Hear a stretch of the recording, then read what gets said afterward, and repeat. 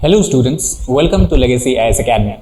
Today we are going to discuss about a burning topic that is going on in news for past few days and weeks actually, is regarding the dispute about hijab wearing in the colleges and University of Karnataka, and we are also going to discuss about what is the stand of constitutions as well as the judiciary on this whole issue regarding especially freedom of religion and where does the wearing of one's attire fit into this whole sphere. This also we are going to discuss about both religion and politics are to some extent involved whenever such issues come into picture. So let us start understand this issue in more detail. So first of all, if you understand the context in which we are going to discuss or discussing this particular issue is because recently about 6 students that were students of a particular college in Udupi district of Karnataka were banned from entering into the institution premises solely on the ground because they were wearing a hijab. Pertaining to this, the debate came into the media and people started questioning and debating over that what is or can, as per the constitution, educational institution impose a strict dress code that could interfere with the rights of the students. Here we have two rights. One is the right of any organization or institute to ensure that a proper or uniform dress code or uniform code is implemented throughout the whole institution premises, applicable to all the students. And on the other hand, we have the right that is granted by constitution within the domain of religion to wear one's own religious clothes as to portray one's own identity. Apart from that, so the debate basically hinges around 2 points. One is freedom of religion and second is the constitutional protection. So let us try to understand where does this stands. So as far as the constitution is concerned, it is the Article 25 Clause 1 that tells us that every individual of India or a citizen of India has a freedom of conscience and the right to freely profess, practice and propagate one's religion and religious belief.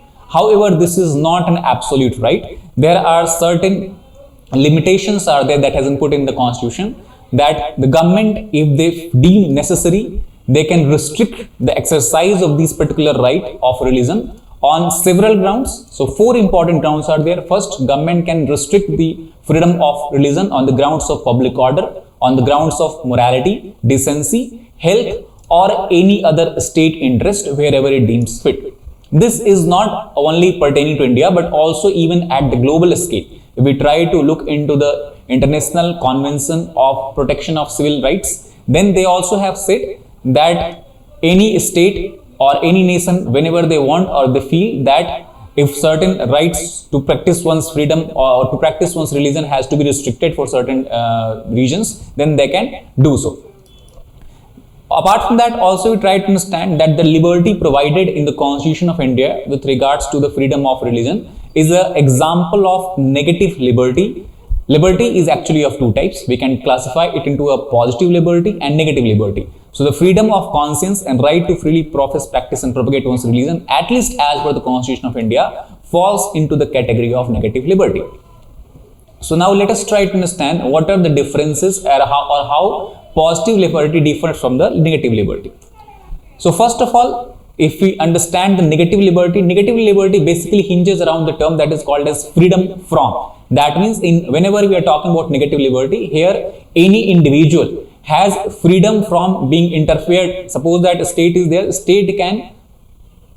state has to make sure in negative liberty that individual's right to exercise his or her freedom is not constrained or objected by any other members of society. That is freedom from doing certain acts or freedom from being interfered while doing certain acts.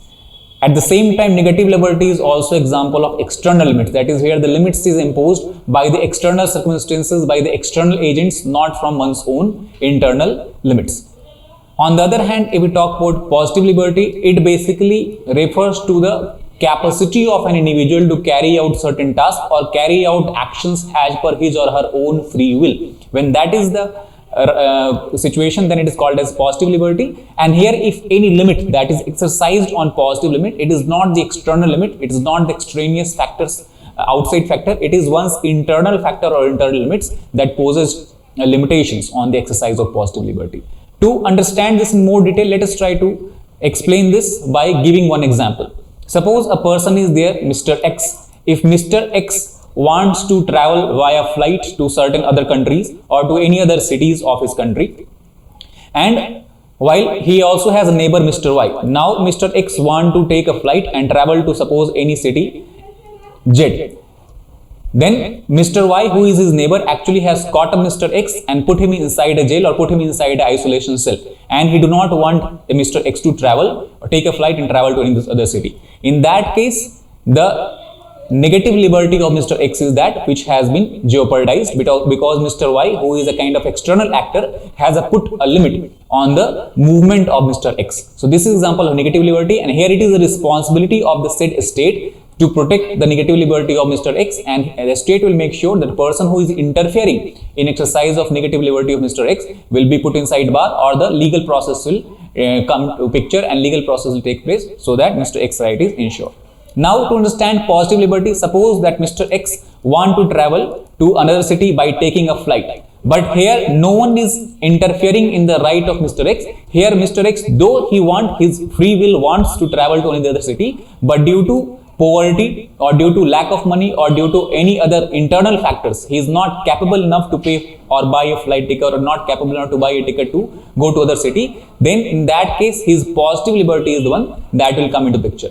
Here no other or external agents is acting or preventing Mr. X from exercising his liberty, but his own internal needs are the one who is acting as a check on his free will. So these are the two examples to understand what is negative liberty and what is positive liberty. So in the case of practice or freedom of religion, it is the negative liberty. So let us understand that on the ground of constitution, how a religion or how the religious practices are tested, that whether it should be protected under the constitutional freedom or whether it should not be protected under the constitutional freedom. So on this basis, Supreme Court has devised a very practical method where on the case-by-case basis they try to identify that whether a particular practice of religion should be protected under the constitution or not. And in this, the most important case that was taken up by Supreme Court was in year 1954, that is popularly known as Sirur Mutt case. In this case, Supreme Court three judge bench have clearly said that religion will cover all rituals. First of all, when you are talking about securing the freedom of religion, we have to first define that what does religion constitutes, at least as per the judiciary. So as per the Supreme Court, they said the religion will cover all ritual and practices that is integral to any particular religion. And in that case, they have said that only those religious practices which are essential in nature will be considered as integral to religion, and that can be the one which can be protected by the Constitution or the Supreme Court or any other judiciary. If we try to understand the stand of judiciary, how it has evolved, or what are the important cases where we can see how Supreme Court or other courts have interpreted the right to religion, freedom of religion. So first of all, in 1954, as we discussed, a popular Sirur Mutt case happened where Supreme Court has clearly said that what constitutes the essential part of religion is primarily to be ascertained with reference to the doctrines of that religion itself. That means depending on what is the doctrine of each of the particular individual religion, Supreme Court can understand and Supreme Court can explain that whether any particular practices should be, we can say, protected under the constitutional rights or not. And here actually where the criticism lies. A lot of experts are there, they have criticized this stand or this viewpoint or a stand of judiciary on the ground that here judiciary is actually entering into theological domain, that what are the doctrines of the religion or how any particular belief or any particular act of religion, whether they adhere to the essential doctrine or not. This is not something that judiciary should interpret. This should be left to the theological people or theological experts, not to the judiciary. However, next development happened in year 2004 when a case called as Anand Marg sect case came into the Supreme Court, and here there is a sect called as Anand Margi, and Anand Margi sect used to perform Tandav dance, that is a dance of Lord Shiva, and they wanted to exercise their freedom to practice this dance anywhere in the public place. However, Supreme Court has clearly said that practicing or performing Tandav dance in public street cannot be protected as a fundamental right, as it does not constitute the essential religious practices of Anand Margi or Anand Margi sect. Similarly, in 2016, another issue came when the Supreme Court has upheld the removal of a Muslim Air Force pilot on the ground of putting up a beard. Because as per the regulation 425 of the Armed Forces Regulation Act 1954, it is said that all the members of armed forces and also air forces are prohibited from growing beard. However, certain exceptions are given where personnel whose religion prohibits the cutting of hair or shaving of face, they can crop the beard. For example, you talk about the Sikh. So in Sikhism, the having a beard or putting up a beard is essential part of religion as has been determined by the Supreme Court. However, as far as Islam is concerned, Supreme Court believes that in Islam, putting up a beard or growing a beard is not the essential part of Islamic doctrine. And on that ground, they cannot, or people belonging to Islam sect or Muslims cannot seek exception from the regulation 425 of Armed Forces Regulation Act 1954. So on that ground, the Supreme Court upheld the discharge of the Muslim air pilot from the Air Force.